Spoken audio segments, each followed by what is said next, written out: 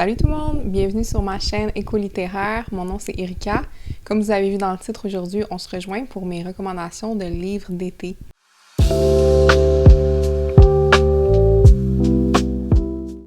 Je sais pas pour vous, mais moi quand c'est l'été, j'aime ça avoir une lecture qui a une atmosphère de chaleur, une ambiance estivale. Donc aujourd'hui, je vous présente des livres qui pour moi représentent bien l'été et restez jusqu'à la fin parce qu'il y en a pour tous les goûts. Le premier livre que je vous recommande aujourd'hui, c'est Penance de Eliza Clark. C'est l'autrice qui a été connue pour le livre Boy Parts. Et celui-ci, c'est comme une critique au true crime. C'est un thriller parce qu'on suit un journaliste qui s'appelle Alec qui s'en va dans une ville qui était auparavant très populaire parce qu'il y avait un parc aquatique et beaucoup de villas sur le bord de la mer au Royaume-Uni.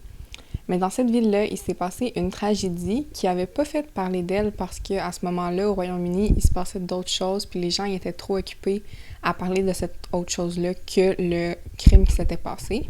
En fait, qu'est-ce qui était arrivé, c'est qu'un groupe d'amis de filles du secondaire qui ont brûlé vive une autre de leurs camarades de classe. Donc, on suit notre journaliste Alec pendant qu'il fait des interviews avec les gens qui étaient présents au moment du crime dans cette ville-là, pour essayer de faire le meilleur livre possible.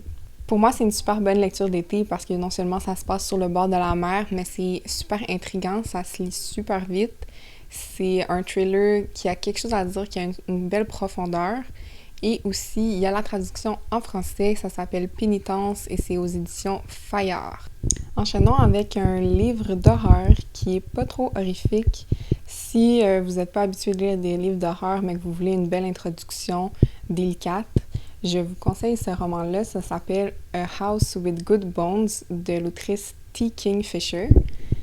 Dans ce roman-ci, on suit notre personnage principal qui s'appelle Sam, une entomologiste, donc une spécialiste des insectes, qui s'en va vivre pendant quelques semaines chez sa mère, dans leur maison familiale, parce qu'il y a un de ses contrats de travail qui est tombé à l'eau. Ça tombe bien parce que son frère l'avait averti que leur mère était devenue un petit peu bizarre, elle commençait à changer, il la reconnaissait pas trop. Donc maintenant qu'elle est là avec elle 24 heures sur 24, elle se rend compte que c'est vrai, il y a quelque chose qui cloche. Elle n'a pas les mêmes habitudes, elle change tout dans la maison, c'est louche. Elle se dit que ça a peut-être à voir avec la mort récente de sa grand-mère. Pendant son séjour, Sam va découvrir des secrets familiales qui sont enfuis dans le jardin de sa grand-mère. Donc c'est un roman qui est particulièrement drôle. T. Kingfisher donne tout le temps un sens de l'humour vraiment particulier à ses personnages. Puis pour moi, c'est quelque chose qui balance bien avec le côté horreur, que ça soit drôle, c'est comme un bel équilibre. Si vous aimez les romans ou les films de maison hantée, je vous conseille particulièrement A House with Good Bones de T. Kingfisher. Par contre, celui-là, il n'est pas traduit en français. On continue avec une bande dessinée que j'ai lue tout d'un coup cet été, dehors, et j'ai pris un gros coup de soleil. Je vous la recommande, c'est The Many Deaths of Layla Starr. On commence la BD le jour de la naissance du garçon qui, dans sa vie, va découvrir comment rendre l'humain immortel. Donc ce jour-là, la déesse de la mort se fait rencontrer par son boss et se fait congédier vu que, justement, ils n'auront plus besoin d'elle une fois que l'humain sera immortel.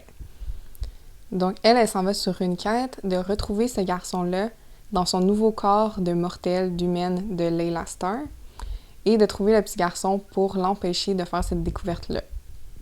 C'est premièrement une BD qui est super belle, super colorée avec des couleurs d'été et aussi ça touche sur un sujet qui est quand même sensible, le deuil, mais d'une façon très humoristique et légère. Donc pour moi, ça c'est un gros plus. Je vais vous montrer quelques pages. C'est pas magnifique ça.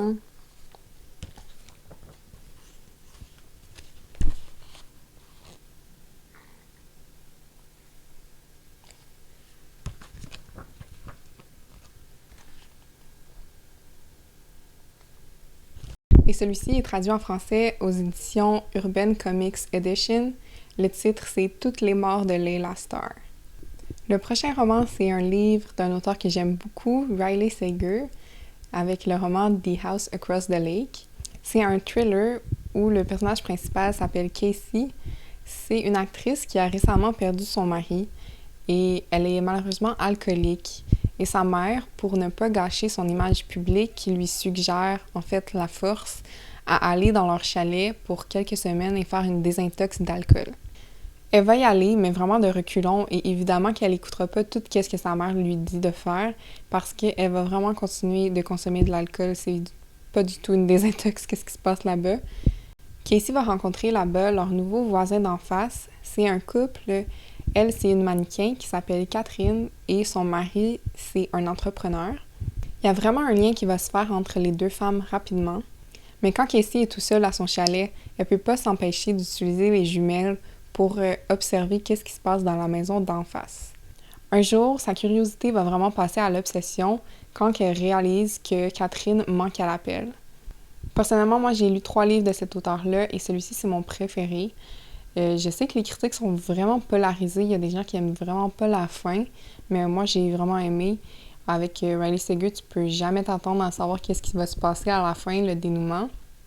Donc, je vous conseille vraiment, surtout c'est sur le bord d'un lac, là, c'est un chalet, c'est ambiance d'été 100%. Malheureusement, celui-ci, il n'y a pas de traduction non plus.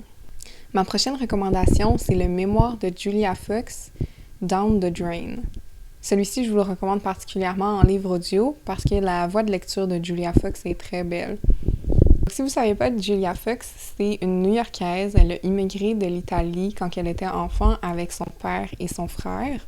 Elle commence le roman en nous faisant part de son enfance qui était assez mouvementée et tout ce qui l'a amené à avoir une adolescence très rocambolesque avec plein de péripéties qui nous laissent vraiment bouche bée. Il y a beaucoup de réflexions sur sa relation avec ses 2 parents, avec ses relations d'amitié aussi et sur sa relation toxique avec un certain Ace. Ensuite, ça me poursuit dans sa vie d'adulte avec ses choix professionnels. Personnellement, je suis juste allée à New York pendant l'été, alors ça me ramène vraiment dans cette ambiance-là de chaleur extrême. En plus, elle a vraiment vécu une vie de party, de débauche, puis ça, pour moi, ça rime avec l'été. Malheureusement, il n'y a pas de traduction française, c'est un livre qui était vraiment récent. Le prochain roman s'appelle Strega de Joanne Lagerholm. Je ne sais pas si je prononce bien, j'espère que oui. C'est un roman qui est traduit, je l'ai lu en anglais, mais il est aussi en français avec le même titre aux éditions La Peuplade. C'est un roman assez étrange, c'est un mélange de contemporain / horreur. C'est pas trop horrifique, même chose qu'avec House with Good Bones. C'est l'histoire de Rafa, notre personnage principal, une jeune fille de 19 ans qui va quitter sa famille pour tout l'été et aller travailler à l'hôtel olympique. L'hôtel se situe dans une petite ville éloignée, un petit village. Et rapidement, elle remarque que l'ambiance à l'hôtel est pas très agréable. Dans le fond, il y a leur boss qui est très strict, elle demande beaucoup des filles, pourtant l'hôtel est complètement désert. Heureusement, le groupe de jeunes femmes va partager une chambre et donc tisser des liens vraiment serrés rapidement parce qu'elles passent tout leur temps ensemble. Jusqu'au jour où est-ce qu'il y a une grande célébration dans cette ville et tout le monde se rassemble à l'hôtel. Une des jeunes filles du groupe a le rôle de préparer un spectacle de danse pour les invités, mais le lendemain matin, les filles se rendent compte qu'elle a disparu. J'ai adoré l'ambiance creepy de ce livre-ci avec la ville éloignée et l'hôtel désert. Si tu cherches un roman féministe d'horreur, ça c'est vraiment une bonne option pour toi. Moi je l'ai vraiment aimé. C'est un 4 étoiles, mais c'est un coup de cœur. Le roman n'est pas parfait, mais assez bon pour que ce soit un coup de cœur, j'y pense tout le temps. Maintenant, je vous parle d'un livre qui s'appelle Bonjour Tristesse de Françoise Séguin.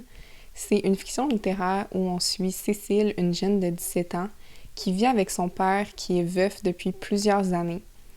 Il enchaîne toujours les conquêtes et il inculque à sa fille des valeurs comme le plaisir, la liberté, le matérialisme.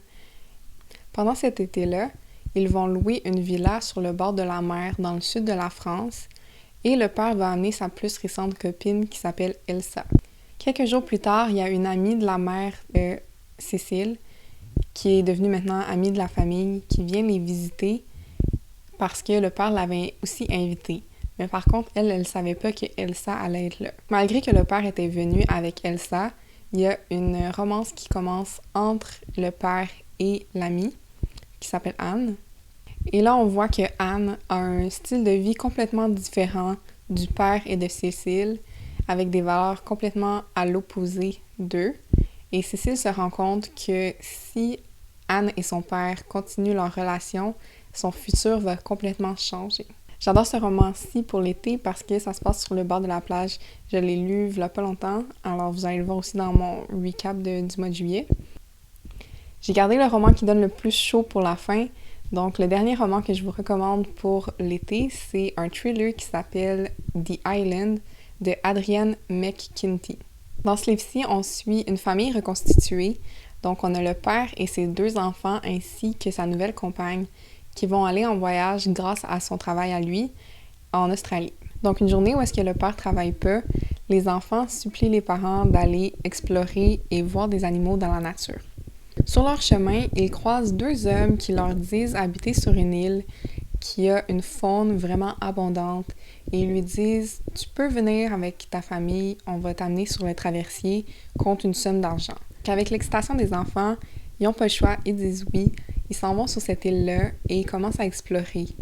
Malheureusement, il y a un accident qui se passe qui va bouleverser le reste de leur voyage et qui met place à une chasse à l'homme enivrante. Donc, la chaleur dans ce roman-ci, c'est vraiment un enjeu parce que, justement, ils se cachent, il fait chaud, ils n'ont pas accès à de l'eau potable et ça fait vraiment un roman qui est stressant à lire. Pour moi, c'est un concept de thriller que j'avais jamais lu avant et en plus, il y a une traduction en français, ça s'appelle « Traqué » aux éditions Le Livre de Poche. Donc voilà, c'était tout pour mes recommandations de livres d'été. J'espère qu'il y en a au moins un là-dedans qui vous donne envie. Laissez-moi savoir si vous avez des bonnes recommandations de livres d'été. Et s'il vous plaît, si vous avez aimé la vidéo, laissez un pouce, partagez-la avec vos amis et laissez un commentaire. Bye!